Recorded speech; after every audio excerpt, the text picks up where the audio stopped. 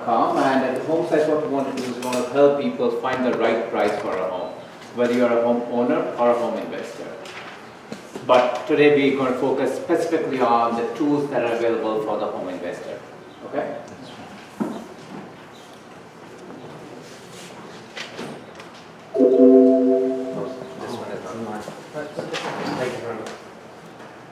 Okay, so what I'm going to be talking about today is an introduction to how to analyze deals, how to find the right neighborhoods.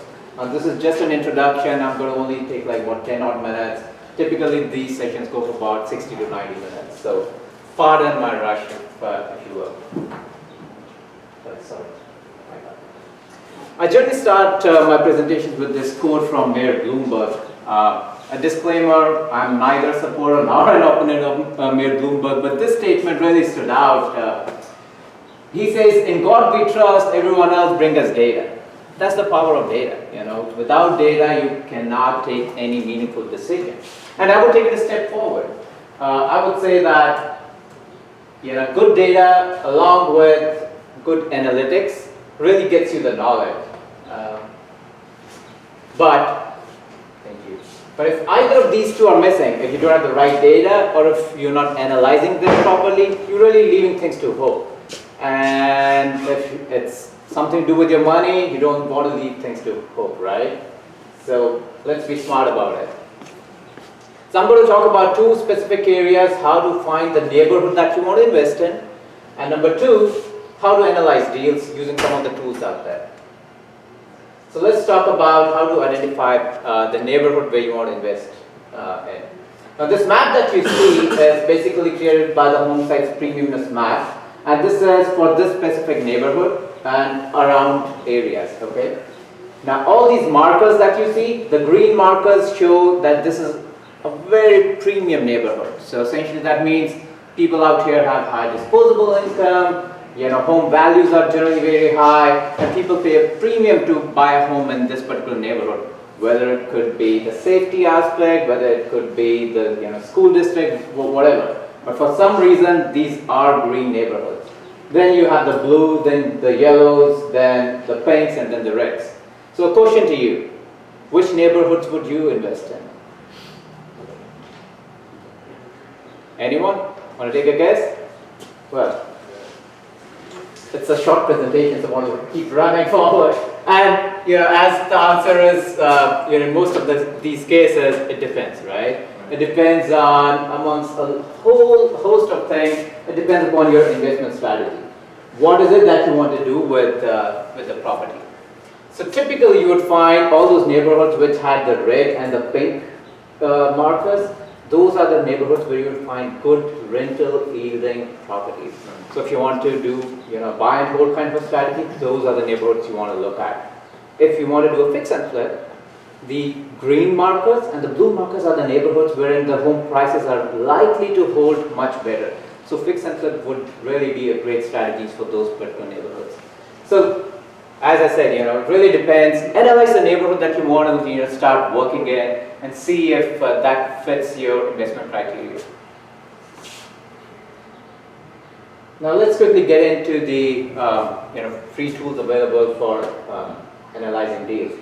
Typically, every deal goes through 3 cycles, right? I mean, a realtor or a wholesaler calls you, gives you a deal. You want to do a smell test, do a quick analysis, whether this really fits with what you want to do, right? Then you get into, you have a chance to walk through, you looked at the property, you will do some kind of a moderate analysis. And when you are really getting serious about your discussions, you want to do an extensive or a detailed analysis. And we're going to cover all these 3, what are the 3 tools available to do all these 3 levels of analytics.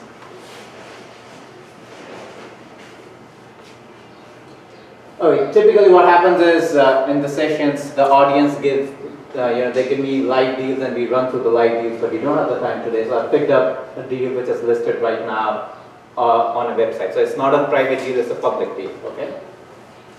So all I did was entered an address into the home site's investor pricing tool, and it gave me this information and bunch more which you can't see out here.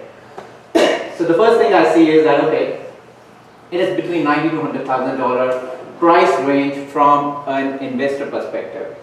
What Zillow is telling us is that for a homeowner, it could be a value of about $200,000. So that's what you could look at from an ARV perspective.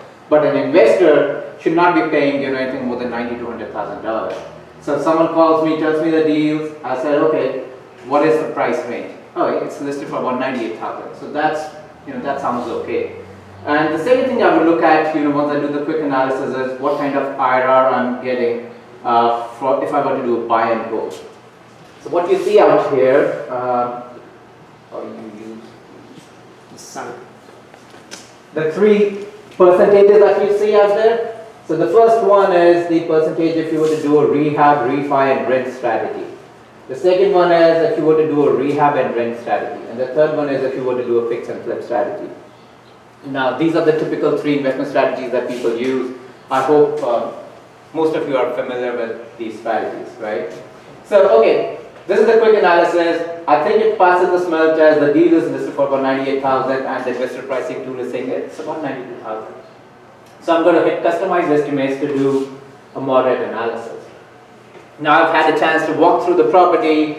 I think that it's about $50,000 of rehab cost, and maybe I'll be paying about $98,900 for this property. Now let's see what is the tool going to tell us. Now it's saying that it's a great deal. If you were to do something like a rehab, refi, and rent strategy, you're making 57% IRR. If you're doing a fix and flip, you're actually making 65% IRR. But buy and hold is only 18%. So which strategy would you choose? The one that gives you the highest IRR, right? So fix and flip would be the strategy to use in this case. Although the second strategy, the rehab, refi, and rent strategy, that is pretty close. So why is it that one, the first one is 57% and the second one is 65%? Once we do the detailed analysis, you will see the answer.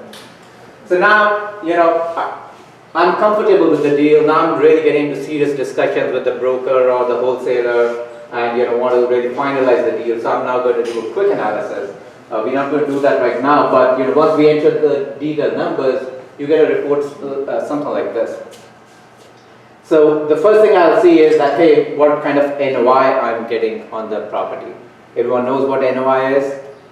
That's one of the most critical aspects. I mean, there are two numbers that you need to know if you are analyzing or valuing deals, NOI and cap rates, right? So great NOIs, that's good. And then what kind of cap rate are you getting? If you get higher cap rate, that means you're getting a property at a discount. If it's a low cap rate, it's a more expensive property. So the first thing I'll look at is, okay, the NOI is decent. But see what's happening in the annual cash flow. I'm actually going negative. This is if I were to do a rehab, refi, and rent strategy. So I'm actually losing money if I hold the property longer after I have refied it at the market value. That's why you saw that the fix and flip strategy was giving you a higher IRR of about 65%, and then the rehab, refi, and rent is actually lower at 57%. So, if I were to buy and hold this, I would not refi it at the $215,000 because the mortgage won't support the cash flows won't support the mortgage payment. And then there are a bunch of other parameters to look at that I'm not going to go through today. But these are things that you would want to do before you make a sound investment decision. And the good thing is all these tools are available for free, right? And data is there. So use the data to make the right decisions and make smarter decisions. If you need help, we are definitely here to help.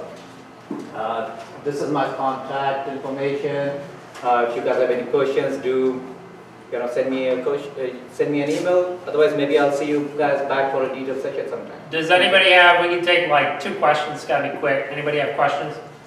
When you do this, we could go online, enter in just the initial data, and we would get the same charts here? Oh, absolutely. Absolutely. Not a problem. Not a problem. How is it determining what the construction budget for a project should be? No, that's something which is the input value from you.